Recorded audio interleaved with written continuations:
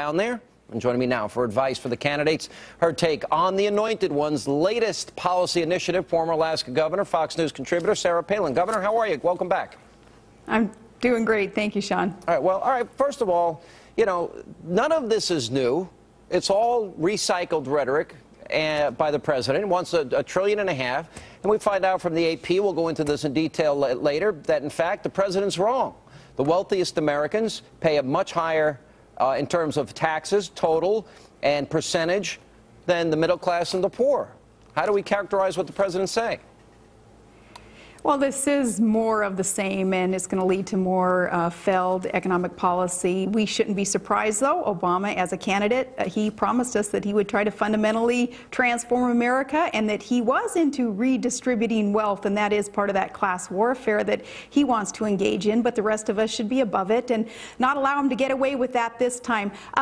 What he's doing this time, Sean, really is underestimating the wisdom of the people. We know that increasing tax rates on anybody, regardless of income, at a time of economic woe will certainly not grow the economy, will not allow private sector jobs to be created. He's really underestimating the electorate on this one. All right, but the lower income households in this country, people that make $50,000 to $75,000 a year, they pay 15% of their income in federal taxes. The wealthy, those that make $1 million a year, the millionaires that he talks about, big difference between millionaires and billionaires, by the way, but there's 267,000 Americans in 2009 that filed as millionaires. They pay, on average, 29.1%. Now, the president said they're not paying their fair share, and that Warren Buffett's secretary is paying more. I don't know what Warren Buffett's secretary is doing, but that is not the case for the 99.9% of people in that category. So what are we to make of the president's comments? The president is way off on his math, for one, and I hope that you will get into what the AP did in terms of fact-checking. I so appreciate that they just wanted to get to their readers some information that helps us make better decisions, and I appreciate that they called the president on some of these, you know, I call them lies, because I think surely the president is too smart to not have people around him with a calculator and can tell us truly what people's tax rates are and what his proposals will result in new tax rates being. Warren Buffett, too, he's totally incorrect in trying to make Americans believe that his secretary would be paying a lower tax rate than he is as a billionaire, because he's trying to make the suggestion that his tax rate is based on just his income. And we know that you know, some of the semantics that he's even used in the piece that he wrote is, I believe, used to confuse people and used to gin up this class warfare rhetoric. And I'm glad that the AP and that you have fact-checked it, and we can explain more about it. Yeah, well, I was giving you the figures from that AP fact-check. And by the way, I have a message for Warren Buffett. Put up or shut up. If you want to pay more in taxes, write a check to the federal government, lead by example, and stop lecturing the rest of the country. And Sean, and we can't allow him to just be able to sit back, fight the federal government for a decade now over his $1 billion tax bill that's still outstanding, and try to, you know, throw stones from afar saying, God, doggone it, he's just not charged enough in taxes, and yet he's disputing the taxes that he does owe the American government. Yeah, pretty interesting, isn't it? And this has gone on for a long period of time. All right, so I'm watching the president, I'm watching his rhetoric, and then I'm thinking, all right, if you were in these debates on Thursday night, and maybe you'll show up, I don't know, and you could make a big announcement here tonight, but if you were in these debates on Thursday night, what would your message be? We have to make sure that our candidates are really articulating what their governing philosophy is and their understanding of the fact that government doesn't create jobs. It is the private sector, of course, that grows the economy. So I want to know what these candidates' records are. What have they been able to show on a local and a state level that they have done to create jobs, to reduce tax rates, and to rein in the growth of government in their local communities and their states and maybe the districts that they represent? I don't want to just hear rhetoric about them putting up their dukes and fighting for the right things. I want to know their track record of success. So certainly I hope that they're going to be able to prove to voters, to potential supporters out there, that they can walk the walk, not just talk the talk. All right. How do they deal with the president's hard lurch to the left? And not just the president, but Democrats, the liberals in this country. Because I think this was an appeal by the president to shore up his base. He's got the lowest number approval ratings with the base of the Democratic Party, they're angry with him. They feel he's lost his way. But, you know, between the attacks against the Tea Party as wanting African Americans hanging from trees and sons of bitches that can go straight to hell and all of this rhetoric, which he, by the way, wouldn't announce, all of these things combined in the president's class warfare rhetoric, it seems a decision has been made. A strategy's been adopted. Do you think that strategy can work? Well, let him go back to that 20% of the American population that is that far left where he comes from. That is his base. Let him go there. That's only 20% of the population. Independent Americans and fiscal conservatives have that common sense, understanding that the private sector will be able to grow the jobs and not growing more centralized government that Obama wants to do. Let him go that far left and don't even engage in making the arguments against such nonsensical policies that he has adopted. Instead, let's talk about what truly will grow this economy. That's natural resource energy production here domestically. That's cutting tax rates, not increasing tax rates. That's making sure that crony capitalism is finally tackled and eliminated in our federal government. That's all those things that many of us fiscal conservatives have talked about over these months. Let's discuss those and make sure that independent Americans are understanding that really it's going to be the GOP this go around that's going to affect the positive change that our economy needs. What do you think of the Solyndra? You talked about crony capitalism. You're following that case, and we're going to get into it in more detail later. And now it's a number of examples. It's expanded out, Light Squared and others. What are your thoughts on it? You're going to be blown away by more and more examples that will surface, Sean, with people researching what Obama's agenda has been in terms of crony capitalism and corporate welfare. People are going to be blown away. This is just the tip of the iceberg, this solar panel company that was given, you know, the $500 million.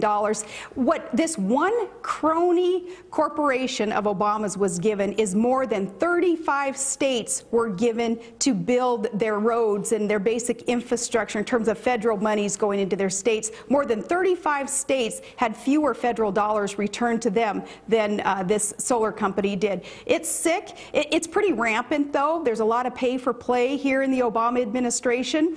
It's been on both sides of the aisles, of course, in American history, but you're going to see some very blatant examples. The solar company is just one of the examples. All right, Governor, stay right there. When we come back, I want you to assess the strengths and the weaknesses of the candidates as they go into Thursday's debate right here on the Fox News Channel. Also, I've got to ask you the question, if you're thinking about running, we're going to have much more with Governor Palin right after the break. And we continue now with former Alaska Governor, Fox News contributor, Governor Sarah Palin. All right, Governor, you said you kind of are feeling it in terms of you're engaged. Is it more than ever before?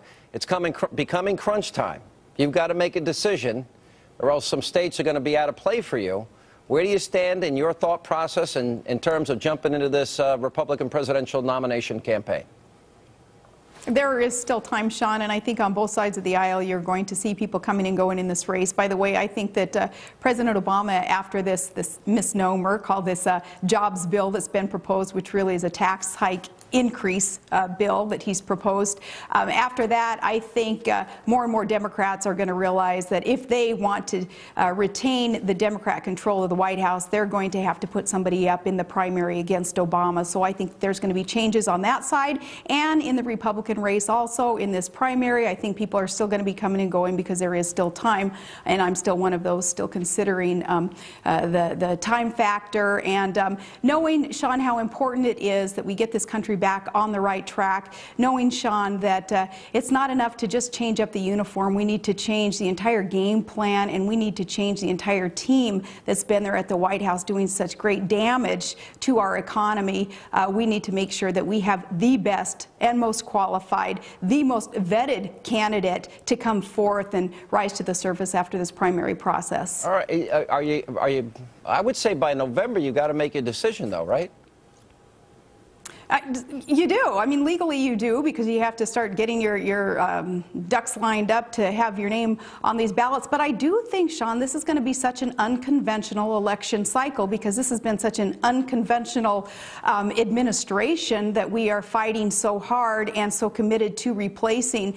It's not just the administration, but it's the Senate, those who have followed like sheep behind President Obama and allowed him to do what he has done in terms of harm to our economy. We are committed to increasing the number of fiscal conservatives in the House of Representatives also. So, you know, it's a big agenda out there for those of us who are so extremely concerned about the future of our country, and whether we are candidates or whether we are supporters of the right candidacies. We're going to be out there working so hard in these next 14 months, but a lot is going to happen in these next 14 months. Mark my word, it is going to be an unconventional type of election process. Yeah, I tend to agree with you. It's going to be interesting, and we still await your decision. It's going to be interesting. People ask me all the time what I think you're going to do, and I vacillate. I can't tell at different times. All right, here's an important question. Let's look at the top three candidates right now, and that would be Governor Perry, Governor Romney, and Michelle Bachmann. Strengths and weaknesses of the three. What would you like to see out of those three come Thursday night's debate right here on the Fox News Channel? Well, first, depending on what poll you're looking at, those three may be up there. Ron Paul may be in front of Michelle Bachmann, according to certain polls. Shoot, I've seen my own name up there in the top three. Don't know how legitimate the poll is that I just looked at that said that. But, you know, there's lots of vacillation, if you will, within these polls. But very appreciative that all of them have their strengths that they are articulating, and that, again, they're willing to be there in the arena to be bloodied up and to engage in vigorous debate so that electors have the best choices to make. They do need to talk about their experience, though, and I don't want to hear, as I said earlier, to hear rhetoric about them just putting up a fight against the crony capitalism or poor foreign policy decisions that have been made. I want to make sure that they have been effective in the past to prove that they have a record that we can build upon, knowing that that could carry them forward for what we need in this country. I want to know what their successful track record is. They need to talk about that going into this debate. Yeah, what would you want to hear, for example, the whole issue of the Social Security being a Ponzi scheme has become a big issue. Mitt Romney's addressed it.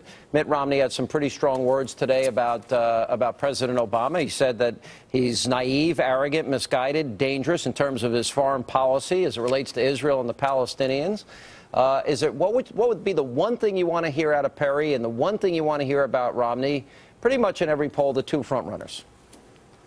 Well, Perry is right when he talked about Obama's foreign policies as it relates to Israel. It's been misguided, it's been weak, and that has resulted in the Palestinians thinking that they're going to be given a state, and they're using Obama's own words against Americans now as they go into this UN vote at the end of the week. So Perry's right in the statement he made, and Perry and others are right too when they talk about the need to reform our entitlement programs. Social Security isn't going to be solvent in the future, and we will have entitlement reform. It just comes down to how are we going to get that reform? Will the world's capital markets do it to us, or will we diplomatically and democratically reform our own programs? Yeah, you know, I find myself a little bit in Newt Gingrich's camp in this respect about his comments that he's made in the last couple of debates. Everybody up on that stage would want to repeal Obamacare. Everyone up there supports, at least they say so, cutting taxes to stimulate the economy, ending burdensome regulation, repealing Obamacare. You know, there are so many fundamental differences with all of them versus Obama that I think any of them will be infinitely better. I have strong disagreement with Ron Paul about Iran. That's problematic for me. But I think there are certain things that I think each of them can do to strengthen their position. You agree with that? I do agree with that. I agree, too. I think what you're suggesting is many of us who are supporters of ABO, you know, anybody but Obama. Yeah, that's me. That's what it's going to come down to. Yeah. But at the same time, as I said, though, we need to make sure we're not just switching up the uniform. We need a new team. We need a new game plan. That's the only way that we're going to save our country. Yeah. All right, Governor Palin, it's always good to see you. Thank you so much for being with us. We appreciate your time. Thank you. And coming up.